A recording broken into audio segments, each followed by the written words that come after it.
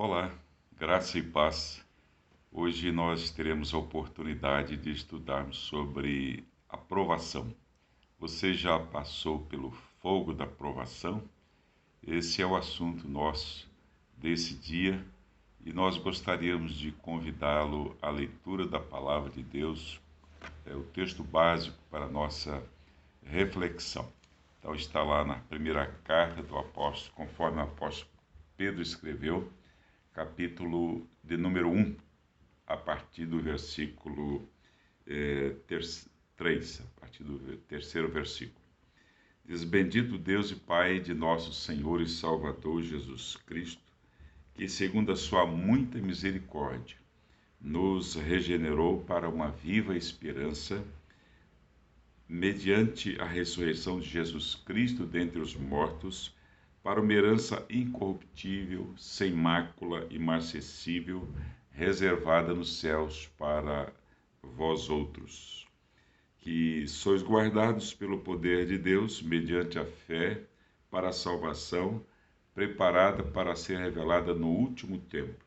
Nisso exultais, embora no presente, por breve tempo, se necessário, sejais contristados por várias provações, para que, uma vez confirmado o valor da vossa fé, muito mais preciosa do que o ouro perecível, mesmo apurado por fogo, redunde em louvor, glória e honra na revelação de Jesus Cristo, a quem, não havendo visto, amais, no qual, não vendo agora, mas crendo, exultais com alegria indizível e cheia de glória, obtendo o fim da vossa fé, a salvação da vossa alma.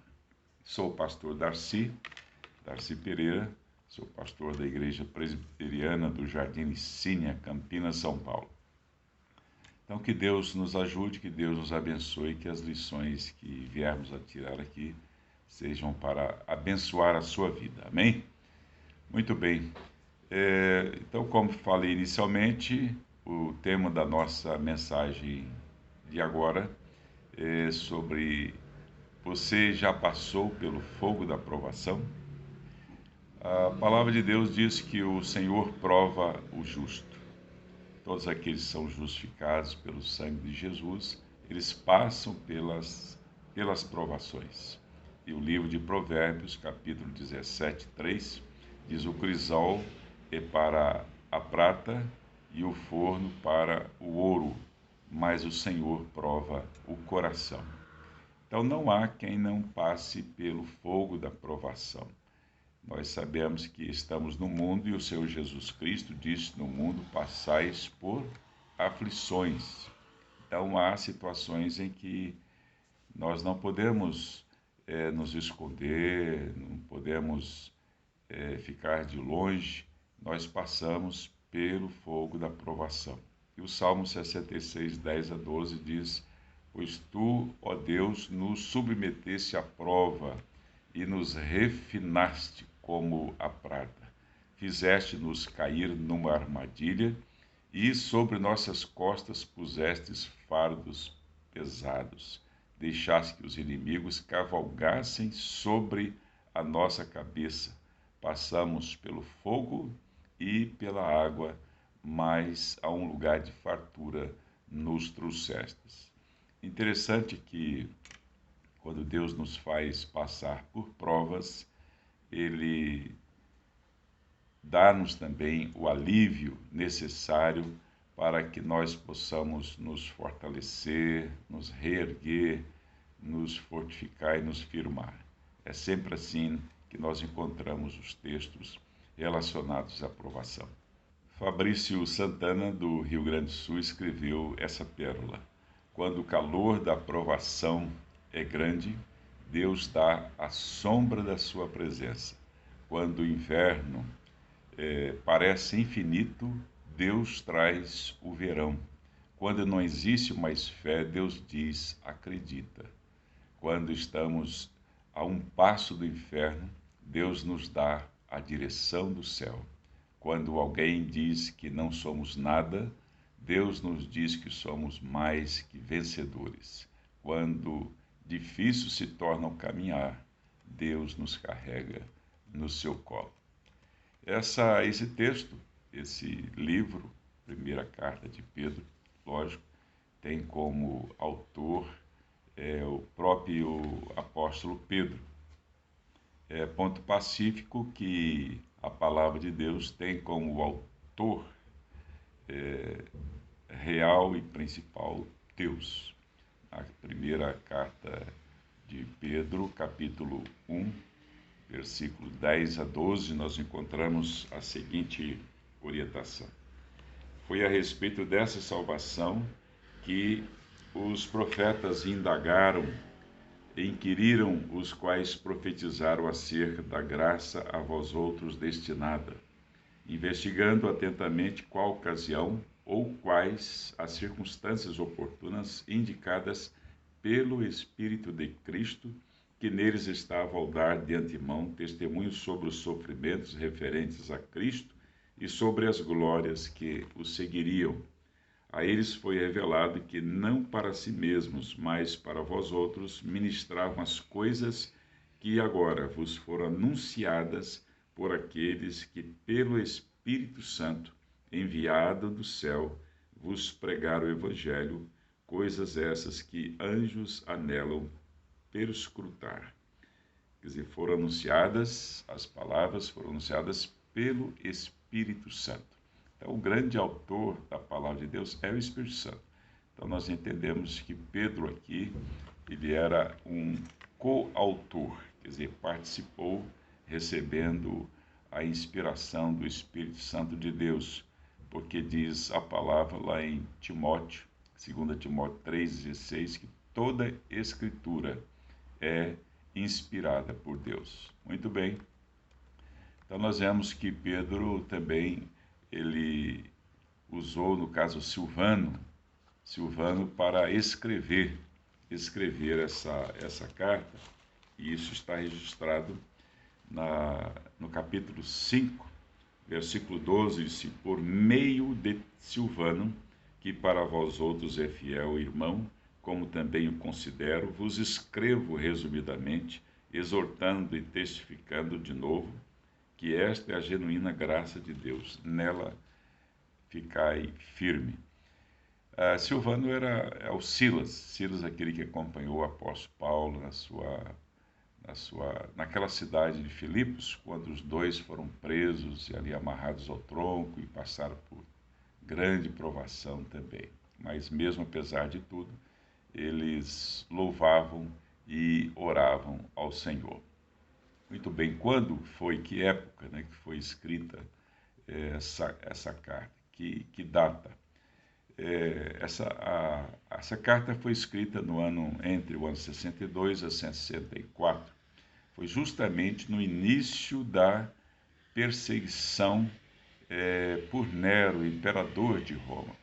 Então, daí nós vermos nessa carta situações de grande provação. O próprio texto, né, que nós lemos aqui de Pedro, capítulo 1:6, nisso exultais, embora no presente, por breve tempo, se necessário, sejais contristados por várias provações. Mas de onde o apóstolo Pedro escreveu essa carta? Conforme nós também podemos ler nessa carta mesmo, capítulo 5, versículo 13, diz claramente aqui: aquela que se encontra em Babilônia, também eleita, vos saúda como igualmente meu filho Marcos.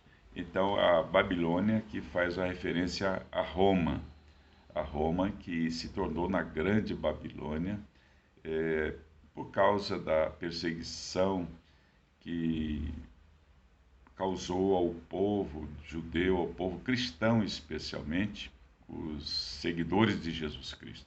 E lá no Apocalipse, capítulo 18, há uma referência com relação a essa Babilônia, quer dizer, que era símbolo de Roma, que fazia perseguição através de Nero sobre os cristãos da época. Então diz assim: depois destas coisas vi descer do céu outro anjo, que tinha grande autoridade, e a terra se iluminou com a sua glória. Então exclamou com potente voz, dizendo: Caiu, caiu a grande Babilônia e se tornou morada de demônios, covil de toda espécie de espírito imundo e esconderijo de todo gênero de ave imunda e detestável. Então caiu a grande Babilônia, quer dizer, caiu Roma, muito embora tenha empreendido uma grande perseguição ao povo cristão, chegou o seu momento de receber o juízo de Deus. É provável que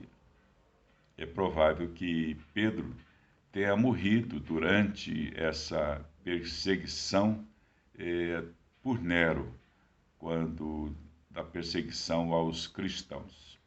E Pedro, vejam bem que o início da perseguição foi o ano de 68, né, da nossa era, 68 depois de Cristo. E essa carta foi escrita aos forasteiros e peregrinos, tá, da Ásia Menor. Capítulo 1, versículo 1 diz assim: Simão Pedro, servo de Jesus Cristo, aos que conosco obtiveram fé igualmente preciosa, na justiça do nosso Deus e Salvador, Jesus Cristo. Graça e paz vos sejam multiplicadas no pleno conhecimento de Deus e de Jesus nosso Senhor. Então, na segunda epístola, capítulo 1, versículo 1, e também na primeira epístola, diz Pedro, apóstolo de Jesus Cristo, aos eleitos que são forasteiros da dispersão, no Ponto, Galácia, Capadócia, Ásia e Betínia. E aí no capítulo 2, versículo 11, diz: Amados, exorto-vos como peregrinos e forasteiros que sois, a vos absterdes das paixões carnais que fazem guerra contra a alma. Então Pedro faz menção aos peregrinos e forasteiros, aqueles que foram dispersos pela perseguição primeira ali em Jerusalém, e depois, agora, 68 depois de Cristo, com Nero. Então, o povo de Deus estava sempre passando por momentos difíceis, de grandes provas e aflições, e certamente de aflições. Mas essa carta foi escrita com um propósito. O objetivo da carta era fortalecer e encorajar os santos, quer dizer, os cristãos na prova de fé, e prepará-los para uma ardente prova no futuro. Veja que o capítulo 4:12 diz o seguinte: 4:12 fala o seguinte: Amados, não estranheis o fogo ardente que surge no meio de vós, destinado a provar-vos, como se alguma coisa extraordinária vos estivesse acontecendo. Como os cristãos deveriam lidar com a provação, no caso aqui a perseguição imposta por Nero? Diz no versículo 19 do capítulo 2: Porque isto é grato que alguém suporte tristezas, sofrendo injustamente, por motivo de sua consciência para com Deus. E no capítulo 3, versículo 15, diz assim: Antes santificai a Cristo como Senhor em vosso coração, estando sempre preparados para responder a todo aquele que vos pedir razão da esperança que há em vós. Quer dizer, muito embora o povo estivesse passando por provações, era um povo que tinha esperança, que tinha um testemunho para dar acerca de Jesus Cristo. Eles criam em Jesus Cristo, tinham Jesus como seu Senhor e Salvador, e com isso, eles tinham esperança no coração. Então, isso que é o mais importante na nossa vida como cristãos, ter esperança, ter convicção da fé em Jesus Cristo. Então, o início dessa aprovação, ela foi em 64, através de Nero, Cláudio César Augusto Germânico Nero. Interessante que ele viveu um curto período, né, de 37 a 68, viveu apenas 31 anos. Imagine se ele tivesse vivido mais do que isso.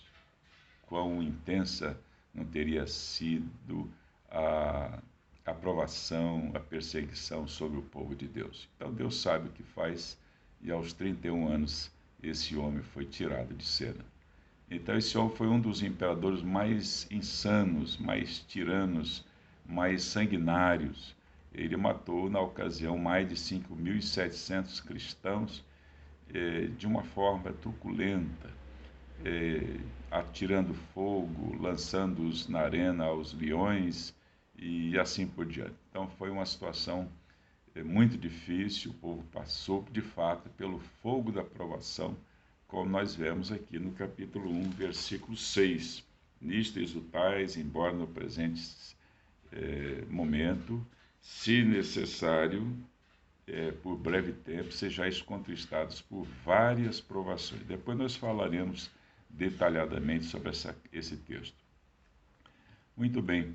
Então, essa perseguição durou praticamente quase 3 séculos, né? Que foi de 64 até 313, quando Constantino se converteu ao cristianismo. Então cessou a perseguição sobre o povo cristão.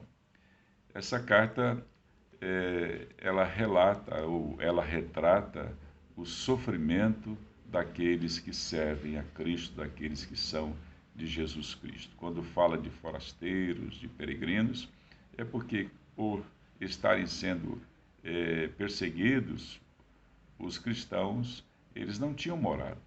Eles iam andando estrada fora, de cidade em cidade, procurando escapar da provação, da aflição. Mas uma coisa muito interessante nessa carta que nós encontramos aqui no capítulo 1, versículo 2, preste bem atenção, que diz o seguinte: eleito segundo a presciência de Deus, Pai, em santificação do Espírito, para a obediência e a aspersão do sangue de Jesus Cristo, graça e paz vos sejam multiplicadas. Isso quer dizer o seguinte, que em tempo de provação, Deus multiplica a sua graça e paz sobre aqueles que estão sendo perseguidos. Porque não é difícil passar, aliás, não é fácil passarmos pelo fogo da provação. Então Deus, na sua providência, na sua misericórdia, Ele faz multiplicar a sua graça, porque a graça é o favor de Deus. A graça, ela é insubstituível, especialmente no momento da grande dor, quando Paulo, por exemplo, estava passando por problemas, por dificuldades, por aflições na sua vida, e ele orou a Deus para que Deus tirasse o espinho da sua carne. Então o Senhor deu-lhe a seguinte resposta: a minha graça te basta, porque o poder se aperfeiçoa na fraqueza. Então Deus se manifesta mais intensamente em tempos de perseguição, em tempos de dor. Interessante que o capítulo 1, versículo 6, diz assim: nisso exultais. Quer dizer, embora no presente sejais contristados. Então tem aqui o texto inicialmente fala nisso exultais, quer dizer, uma grande alegria, um grande júbilo. Nós temos grande alegria, grande júbilo em algumas coisas. E o apóstolo Pedro, ele relaciona aqui 3 coisas nas quais nós nos exultamos, muito embora estejamos sujeitos ao fogo da provação. Então ele diz assim, a partir do 3º versículo: bendito Deus e Pai de nosso Senhor Jesus Cristo, que segundo a sua muita misericórdia nos regenerou. Então a primeira coisa é que nós somos regenerados pelo poder de Deus através da morte e ressurreição de nosso Senhor Jesus Cristo, através da sua palavra, por obra do Espírito Santo em nossos corações. Então nós somos regenerados, quer dizer, nós temos nova vida, nós nascemos de novo através do poder da ressurreição de Jesus Cristo, nosso Senhor Salvador, porque Ele morreu pelos nossos pecados, mas ressuscitou para a nossa justificação. Então, o povo que estava sendo perseguido não era perseguido por causa dos seus pecados, mas por causa da sua fé. Por isso, diz aqui a palavra que nos regenerou para uma viva esperança, não uma esperança morta. A nossa esperança é certa, nós aguardamos novos céus e nova terra que já foram preparadas pelo Senhor Jesus Cristo, no capítulo de número 14, lá no livro de João, o Senhor Jesus diz: vou preparar-vos lugar, e quando eu for, virei e vos levarei para mim mesmo, para que onde eu estiver estejais vós também. Então Jesus já foi preparar esse lugar. E no capítulo 21 do Apocalipse está escrito: tudo está feito, tudo está pronto. Então nós já podemos pegar a nossa mudancinha e ir para o céu. É lógico que ninguém vai levar nada, né, desse mundo, mas o certo é que ao partirmos desse mundo, nós iremos para a presença do Pai Eterno, onde viveremos eternamente. Amém? Então, que Deus nos ajude e nos abençoe para que essa convicção esteja sempre presente em nossos corações. Então, se através da ressurreição de Cristo, Deus nos regenerou para uma viva esperança, também fala que Deus nos regenerou para uma herança incorruptível, sem mácula e inacessível. Vejam bem, aquele povo estava sendo expoliado dos seus bens, eles não tinham nada, propriedade nenhuma, porque tinham que fugir. Mas no céu está guardada a nossa herança. Herança, quer dizer, a bênção de Deus para as nossas vidas. E ainda diz que Deus nos regenerou para uma salvação a ser revelada no último tempo. Então não era naquele momento que eles passariam, seriam salvos, né, de toda perseguição, mas quando da morte, quando da volta de Jesus, então a igreja, toda a igreja, perseguida pelo inimigo, então será salva até mesmo da perseguição. Então a salvação em Cristo é uma salvação eterna. No capítulo 5, no versículo 10, encontramos uma pérola envolta a muitas perseguições. Diz assim o texto: ora, o Deus de toda graça, que em Cristo vos chamou à sua eterna glória, depois de ter sofrido por um pouco, ele mesmo vos há de aperfeiçoar, firmar, fortificar e fundamentar. Preste bem atenção nesse texto. Aquele que nos chamou para a sua eterna glória. Então fala de eternidade. Depois diz, depois de ter sofrido por um pouco. Quer dizer, o sofrimento é por um pouco de tempo, mas a nossa vida com Cristo é eterna, é para sempre. E diz, depois de ter sofrido por um pouco, ele mesmo vos há de aperfeiçoar, firmar, fortificar e fundamentar. Quer dizer, há um propósito na provação quando nós passamos pelo fogo. Então, Deus mesmo, ele nos firma, nos fortalece, ele nos fundamenta, ele nos aperfeiçoa. Então, isso é muito animador, porque, muito embora estejamos sujeitos aos sofrimentos, às perseguições, às aflições, às tristezas desse mundo, como o próprio Senhor Jesus Cristo nos advertiu, no mundo tereis aflições, mas Deus faz coisas maravilhosas às nossas vidas. Então vamos ver esse texto conforme nós dissemos, aqui do capítulo 1, versículo 6, ele diz o seguinte, capítulo 1, o 6º versículo, e diz, nisso exultais. Então nós nos exultamos em quê? Nos exultamos na esperança, nos exultamos na herança reservada para nós nos céus e nos exultamos na salvação, porque nós fomos regenerados para isso, através da morte de Jesus Cristo.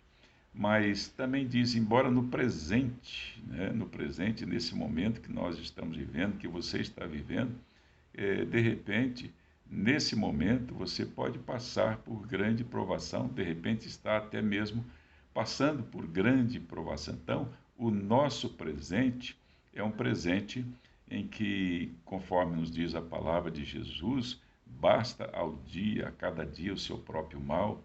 Então, nós temos dificuldades e lutas em cada dia. o apóstolo Paulo diz lá na sua carta aos Efésios, capítulo 5, diz que Deus ele vai remir, salvar o nosso tempo, isto é, no dia mau. Nós passamos por um dia que é mau, de repente, de perseguição, de lutas e muitas situações adversas, mas o Senhor se mantém presente conosco. Então diz a palavra, se necessário. Será que é necessário nós passarmos por provações? Há pessoas que precisam passar por provações justamente o que para aprender alguma coisa que o Senhor quer nos ensinar.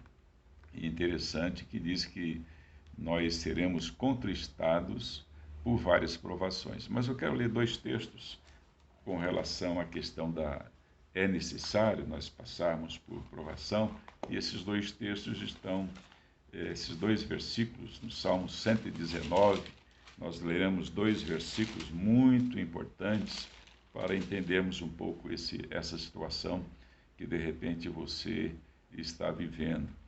Versículo 71 diz, foi-me bom ter eu passado pela aflição para que aprendesse os teus decretos. Então, é necessário passarmos por aflições? De repente é. Você precisa passar pela aflição para aprender alguma coisa.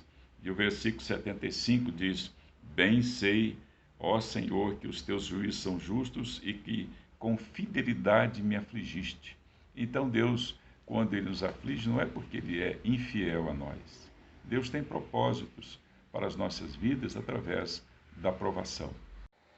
Nós somos contristados, quer dizer, entristecidos pelas provações. A segunda epístola de Paulo aos Coríntios, capítulo 4, versículo 16 até o versículo 18, nós encontramos essa passagem. Por isso não desanimamos, pelo contrário, mesmo que o nosso homem exterior se corrompa, contudo o nosso homem interior se renova dia em dia, porque a nossa leve e momentânea tribulação, preste bem atenção nisso, leve e momentânea, quer dizer, não é um período longo, mas é um período em que nós possamos suportar. Então, a nossa leve e momentânea tribulação produz para nós eterno peso de glória acima de toda comparação. Então, o que a tribulação produz, né? E diz, não atentando nós nas coisas que se veem, mas nas que se não veem, porque as que se veem, as provações, assim por diante, são temporais, quer dizer, tem um tempo já limitado por Deus, e as que não se veem são eternas. Então Deus tem para nós aí glórias eternas, muito embora no presente passemos por provações. E ainda diz ao texto que eu fiz menção com relação às palavras de Jesus escritas por João. Então as palavras são estas, diz, em verdade, João capítulo 16, 20, 22 e 24, e diz, em verdade eu vos digo que chorareis e vos lamentareis, e o mundo se alegrará. Vós ficareis tristes, mas a vossa tristeza se converterá em alegria. Então, contristados, sim, mas a nossa tristeza se converterá em alegria. Quando isso? Quando da volta de Jesus. Hoje temos lutas, temos provações, aflições, mas um dia a nossa alegria será eterna. Preste bem atenção ainda nos 2 versículos. E diz, assim também agora vós tendes tristeza, mas outra vez vos verei, quer dizer, da volta de Jesus, e o vosso coração se alegrará, e a vossa alegria ninguém poderá tirar. Hoje a perseguição ainda tira, não é a nossa alegria, porque nos contrista, nos traz tristeza no coração. Até agora, versículo 24, até agora nada tendes pedido em meu nome, pedi e recebereis para que a vossa alegria seja completa. Diríamos que hoje a nossa alegria ainda não é completa. Um dia a será, para a glória de Deus. Então esses versículos lidos, falam que, muito embora nós passemos por tristeza, nós seremos recompensados pela alegria da presença eterna de Jesus. Nós estaremos, diz a palavra aos Tessalonicenses, o apóstolo Paulo falando sobre a volta de Jesus, diz assim: nós estaremos para sempre com o Senhor, longe de perseguições. Mas enquanto aqui estivermos, estaremos sujeitos a ela. E diz assim, para que, quer dizer, qual a razão, né, dessa aprovação? E o apóstolo Pedro diz assim, para que, uma vez confirmado que o valor da vossa fé. Então, a fé foi dada aos filhos de Deus, aos cristãos, para, por ela, viverem, passarem pelas lutas, testemunharem, mas também terem em seu coração a certeza, a esperança, a herança e a salvação, conforme nós vimos no versículo 3 e também 3 a 5, né, desse primeiro capítulo. Muito bem, a nossa fé, conforme nos diz aqui a palavra, ela é muito mais preciosa de qualquer perseguição, né? Diz aqui que ela é mais preciosa do que o ouro depurado, e depois nós vamos falar sobre essa questão. E essa fé, ela redundará em louvor, glória e honra ao Senhor Jesus Cristo na sua revelação, quando Jesus se manifestar, quando Jesus vier para buscar a sua igreja. O apóstolo Pedro fala disso na sua segunda epístola, no capítulo 3, então fala ali detalhadamente sobre essa volta do Senhor Jesus Cristo. Então diz, a quem, não havendo visto, mas eu nunca vi Jesus, mas eu amo porque o amor de Deus é derramado em nossos corações pelo Espírito Santo que nos foi dado. Eu amo por tudo que Ele fez. Ele morreu por mim, mesmo sendo eu pecador. Ele pagou pelos meus pecados, também pelos seus. Jesus Cristo morreu para nos dar a salvação eterna, no qual, não vendo, mas crendo, nós nos exultamos. E o apóstolo Pedro encerra essa primeira parte dizendo o seguinte: obtendo o fim da vossa fé. Qual é o fim da nossa fé? É a nossa salvação eterna. Nós passamos por lutas e sabores aqui, mas um dia nós seremos eternamente salvos. Eternamente salvos. Já fomos salvos quando cremos em Jesus Cristo, mas não estamos ainda livres dos problemas, das provações, das aflições. Então nós estaremos eternamente salvos, inclusive das provações. Aí estaremos para sempre com o Senhor. Esse é o fim da nossa fé. Eu estou encerrando aqui essa primeira parte. Eu imaginei que seria possível falar sobre aprovados pelo fogo numa só oportunidade, mas nós teremos que ir para um segundo momento, ou seja, segunda parte desse estudo. Então nós contamos com você também para a nossa próxima palavra, e encerro aqui pedindo que Deus te abençoe, que Deus te ajude. E diz lá o capítulo 4, versículo 12 de 1 de Pedro: irmãos, não estranheis o fogo ardente que surge no meio de vós, destinado a provar-vos, como se alguma coisa extraordinária vos estivesse acontecendo. De fato, alguma coisa extraordinária está acontecendo. A nossa fé está sendo provada. E a nossa fé é que nos conduz a Deus, é que nos garante a permanência na presença do Senhor, mesmo passando por aflições, mesmo passando pelo fogo da provação. Então, até lá, Deus te abençoe, Deus nos ajude.